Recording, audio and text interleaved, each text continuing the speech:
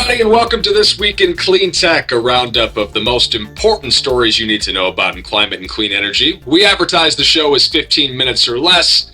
We do the best we can. It's March Madness, Mike Casey. Did you have McNeese State yesterday? I know you're a big McNeese guy. I haven't. I couldn't tell you who was in the tournament, my friend. It's just not. I'm not following it. That's all right. I'm watching it for you. It's Friday, March 21st, 2025. Today and yesterday, right there with the day after the Super Bowl in terms of like no productivity in corporate America. Not like a man like myself would ever waste company time watching college basketball. Neither would Cleantech commentator Mike Casey of TigerCom. Would never dream of it. I think, John, you think you are banking a lot that John Engel doesn't watch this episode. That's what I'm thinking, my friend. I'm laying it down. I got my mid-year review today, so I've got an axe to grind, Mike Casey. Did you get dinged for drinking before we tape this? Not enough, clearly, because if you remember, I had kidney stones in Houston last week, so I need to drink more. Liquids are my friend right now. All right, we're going to give four listener shout-outs. Scott Amarduri, he's president of Enerlogics. John Mennel of Monitor Deloitte, who flagged a potential audio issue, along with Tor Valenza, who had us check out a recording glitch. Thank you both. And then Scott Wharton of Tandem PV, who said this podcast is now on his go-to list. I quote. All right, Paul Gerke. That's good stuff. Hey, I want an extra shout out to John there, and you say potential audio issue as if there wasn't a slow metronome ticking in the last episode for a couple of days. For all of you who listened through that, that actually shows your dedication to the show. It makes me love you that much more. It's fixed now if you want to go back and give it a clean listen, though. And if you want to be part of the show, you can nominate stories. Just email them to me, paul.gerke@clarinevents.com, or find another way to get them to us. It's a modern age. You can contact us on LinkedIn or something. Now, let's start talking about some stories in clean tech. Mike, story number one. Joanne Muller from Axios. BYD charging breakthrough is another sign of China's EV lead over Tesla. This is a pretty big deal, dude. A BFD, as they call it in this space, Mike. This is one of those things that might have caught your eye, even if you don't follow clean tech news. A Chinese EV giant called BYD, not BFD. That part was the joke. BYD's for real. They just unveiled a 1,000-volt charger capable of charging nearly 300 miles of drive time in about 5 minutes. That'd be a huge breakthrough in charging speed if you've ever charged an electric car before. A Tesla supercharger, by the way, the fastest ones on the market take about 15 minutes to do around 200 miles, and that's best case scenario. Charging times have been a real key barrier for EV adoption, Mike. I mean, I've taken a Tesla out on a cross-country road trip when the infrastructure wasn't there to support it, and hellish is the word I would use to describe it.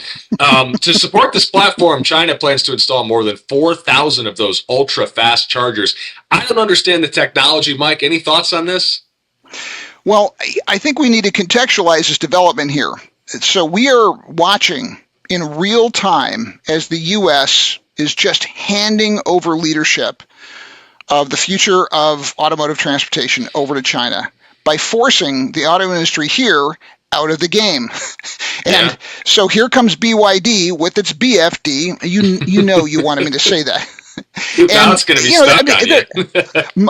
Mileage, charging times, charging infrastructure, they're going for it. And here we're trying to favor ideology over reality. It's just kind of nutty. I got to say, Paul, you look at this and you scratch your head and say, what are we doing? I mean, we invented a lot of this technology. Why on earth are we just handing it off to others out in the world to outcompete us? I don't know, but I think we should go to story number two. Story number two, by four-time This Week in Clean Tech guest, Tim McDonald. I don't know if I'd walk around claiming that. He's from Semafor. The article's titled, Big Gas Turbine Manufacturers Aren't Ready to Bet on the AI Boom. Mike, what'd you think of it? The frackers, including Energy Secretary Wright, are pushing the narrative that only frack gas can meet the data center power surge. But there's a funny thing about reality, Paul Gerke. It gets a vote. And the inconvenient reality is that gas turbine orders have increased fivefold between 2023 and 2024. Delivery times have doubled. prices have tripled, but manufacturers are hesitant to ramp up production because they're wondering if maybe, just maybe, the buzz-addicted tech industry might have been hyping how much extra power AI is going to need. Just No, saying. never. They would never. They wouldn't dream of it, Mike. Those calculations are rock solid. Why? Why are you laughing? If the tech companies end up requiring as much power for their data centers as they are claiming, I'm not saying they will or won't, they simply won't be able to build enough turbines to supply them with fracked gas. They've got to go to solar and storage. And magical thinking by the ideology over reality crowd cannot wave that away. I'm sorry, fossil fuel bros. Those are just the facts. Paul, what do you think of this piece? The people that deal with the facts in this space understand the lead times on gas turbines. They're aware of reality, even if they're not willing to say it out loud. They know that solar and storage needs to be part of the equation, Mike. And if you've been following the messaging the last couple of days, you started to see even Secretary Chris Wright, who at CERAWeek was bashing renewables in his opening keynote speech, start to soften his tone a little bit, saying we're going to need all sources of energy here to ensure this energy dominance agenda. You can just feel like it's going to have to be a part of the conversation, whether they like it or not. Bill Newsom, CEO of Mitsubishi Power America, says that he believes that improved energy efficiency in data centers, which is a huge thing right now, hopefully something AI can help us with, and competition from alternative power sources will reduce the expected turbine demand. Mitsubishi Power plans to increase production by 30%, but it would still fall short of current demand.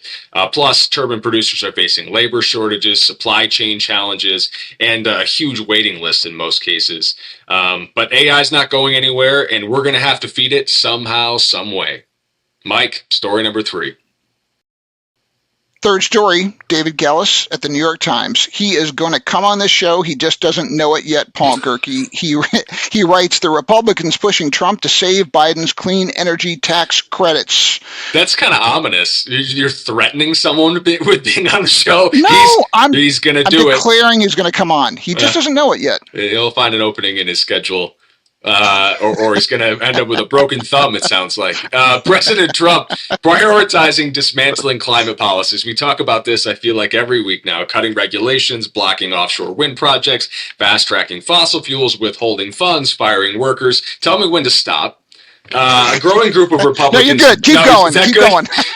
Growing group of Republicans and business leaders has been campaigning to protect those IRA tax credits that we're talking about. We're talking about tens or hundreds of billions of dollars injected into this industry. About 80% of IRA investments have gone to Republican congressional districts. And we talked about this a little last week, but if you haven't heard about it yet, 21 House Republicans have urged Representative Jason Smith, the chairman of the Ways and Means Committee, to save those IRA tax credits, saying they're essential to their communities. They sent that letter to the Senate saying that they would possibly veto the Republican spending bill if it didn't keep some of those IRA credits intact. They talked earlier on, Mike, about taking a sledgehammer to this legislation, but I think you and I, in a vocal community here in the Cleantech world, were very much aware that that wasn't going to work, that it was going to really set us back if we decided to pull those credits out of place. So I'm glad that we're seeing traction on the other side of the aisle on this. Yeah, I want to point out, I think that any issue debate, I wrote about this yesterday on LinkedIn, is kind of a many-sided building, and you got to turn a lot of corners, but I do think we have seen a turn of the corner. We started off with these 18 House Republicans forming a caucus to back up the industrial growth that renewable energy has created in their districts, employing locals. That number is now 21 or 22, and I think that's gotten there by some very sure-footed work by our associations and by a lot of people at these companies. So we need to really note that this is positive progress. And I think to your point, Paul, when Speaker Johnson says we're going to treat it with something between a scalpel and a sledgehammer that's significantly different than a, quote, sledgehammer. And it just goes to show you that we are, as an industry, much more economically present than we have enthusiastic support at state and federal levels. And closing the gap in that map is really a very important task that the good news is I think a lot of smart people in this sector are pursuing that. Our fourth story, Paul. Story number 4. Eamon Farhat and Will Mathis from Bloomberg. It's called Solar Generation Surge Sends European Power Prices Below Zero. There's no such thing as a free lunch, though, is there, Mike? Well, if there is, could you send me an invite? I would love it. Well, you and I were not invited to the oil and gas lobbying day at the White House. Must have missed it in the mail. That was a bummer. Okay, but in a continent that is very and appropriately worried about future energy sources because they tried Russian gas that didn't work so well. We've seen falling wind speeds, but because of climatological disruption, disrupt the output of the European built wind infrastructure. So turn to solar. This week, clear, sunny weather in Europe has been boosting solar generation and sending power prices into negative territory for several hours of the day. It's great for consumers and businesses that use electricity, but it's also a real challenge for the producers who suddenly find themselves generating power they can't profit from. So Bloomberg New Energy Finance analyst Pietro Radoya explains that sellers typically don't get paid when prices go negative, so lenders are pushing for power purchase agreements that spread the risk between project owners and their off-takers. I'm going to put that down as a tolerable growing pain.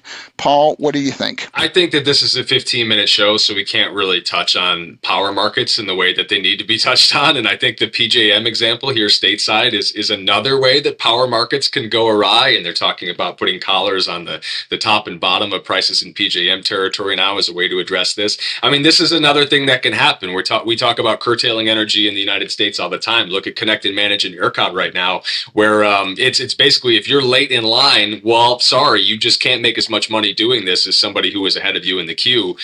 Europe will get it figured out. I'm with you on the idea that it's a growing pain.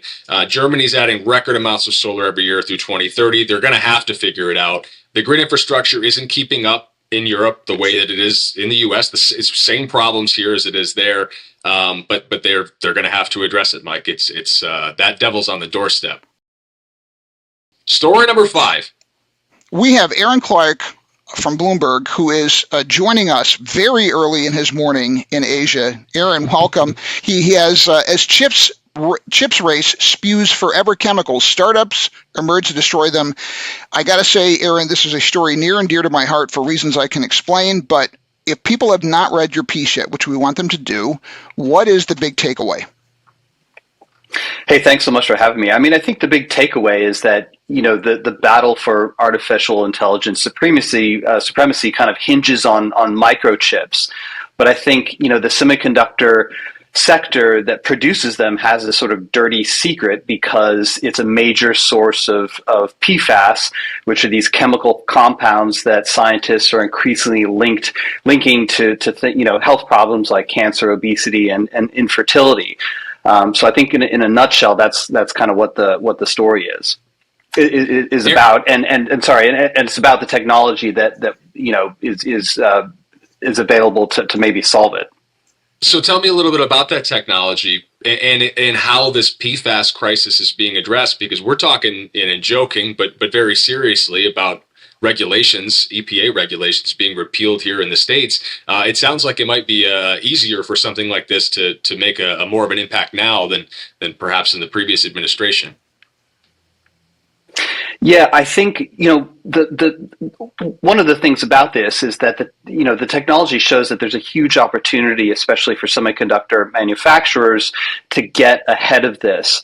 The technology is really cool. So there's kind of a bunch of startups that are developing new technology. The main startup that I interviewed is one called Oxel, and basically PFAS, these chemical compounds, they're both repelled and attracted to water and air. So when you inject contaminated water that has PFAS in it, the PFAS are actually attracted to very small bubbles. So you inject it with these micro bubbles that basically segregate or concentrate the PFAS in this sort of foam fractionate. So then you can run the foam through a catalyst and basically break them down into their chemical mineral constituents. So the technology is there. And I think the problem with the regulation right now is a lot of the regulations in the US and the EU are looking at regulating drinking water. And so, that's way further downstream. And obviously you have much more volume. It's much, much more expensive to try to use these technologies on municipal water systems. So what everyone is saying is that you want to install these systems at the source. And in this case, that's, the wastewater that's coming out of a semiconductor manufacturing facility. Aaron, I'll just add, I've got a lot of experience with what they call perfluorochemicals. These are roughly 20 chemicals that make surfaces liquid and grease impervious. They are in everything. Post-it notes, their Chinese food boxes, Starbucks coffee cups, the Statue of Liberty on its remodeled incarnation. They are literally everywhere. And unfortunately, they have the geologic stability of rocks. So every single human on the planet, from uncontacted tribes in the Amazon to the Inuit in the Arctic, all those children are being born pre-polluted with these chemicals in their bodies. And for years, the principal makers, Monsanto and 3M, were asserting that these were inert. Well, it turns out that's actually not the case, because I know, because the Glenn Evers, the whistleblower for DuPont, I helped bring him public in 2004. So I got to tell you, this is awesome technology. The concern is there basically is going to be no way to get these out of the biosphere. And now someone's come up with this. I just can't tell you how encouraged I was by the story, and I'm so glad you found this technology. Aaron reported on it. Paul, we have to go to our Cleantecher of the week. All right, let's do it. Cleantecher of the week, Gregor Hintler, CEO of North America at the Mobility House. He shared that we should not be fooled, by the negative rhetoric about renewables from the current administration, since clean energy is still growing exponentially in the U.S. and globally. Gregor sharing some images of solar growth in certain regions. We're going to share the link to his post in our episode online. Congratulations, Gregor, Cleantecher of the week. We want to thank our wonderful producer, Brian Mendez, as well as Claire Quirin and Alex Peterson for helping gather these stories. It's a thankless job. I think Brian Mendez sent us like 4 copies of last week's show. He's working all hours of the night. I have his cell phone number now. We're getting serious in that way. Shout out to Lisa Martine Jenkins. She joined us last week. I don't know why that's still in the script. We just like Lisa. I don't know. You can subscribe, leave us some feedback, share your story suggestions, send us your email, let us know about our technical problems, whatever you like. We're friendly guys. We want to hear from you, and we'll see you next time. But you're forgetting your manners. We're not thanking Aaron Clark for joining us so early in his morning after writing that killer story. I'm just trying to make sure I clean up after you. Aaron Clark, thank you for joining us, and I'll be talking to you a week from now, Mr. Gerke. Take care. All right, so am I in trouble? Oh, we're going to do the show again. Okay, cool. That works.